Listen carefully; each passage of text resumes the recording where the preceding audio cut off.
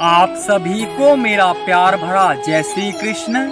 क्या आप सभी जानते हो कि इस पृथ्वी पर हम समस्त प्राणियों की उत्पत्ति कैसे हुई?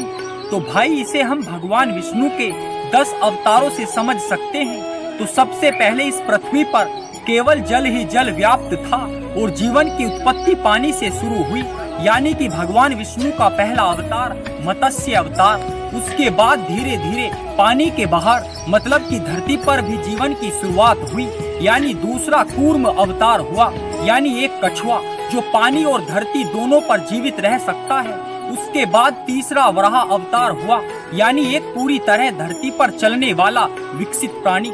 फिर चौथा नरसिंह अवतार हुआ, यानी आधा मनुष्य आधा प्राणी। फिर वामन अवतार हुआ जो एक पूरे विकसित मनुष्य को दर्शाता है। फिर आता है श्री परशुराम अवतार, जिनके हाथ में एक फरसा है, यानी सब मानव संगठित होकर रहने और एक दूसरे का रक्षण करने लगे।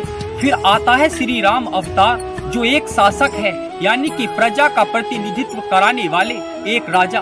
फिर आता है श्री कृष्ण अवतार जो हमें शासक के साथ ही राजनीति से परिचित कराते हैं। और फिर बुद्ध अवतार हुआ, एक शांत पुरुष जो ध्यान में लीन है, यानी कि सब कुछ छोड़कर मोक्ष का मार्ग ढूंढना। और श्री कल्कि अवतार का आना अभी बाकी है। तो इस पृथ्वी पर हम समस्त प्राणियों की उत्पत्ति को भगवान विष्णु के इन 10 अवतारों से अच्छे से समझ सकते हैं। धन्यवाद। हरि बोल।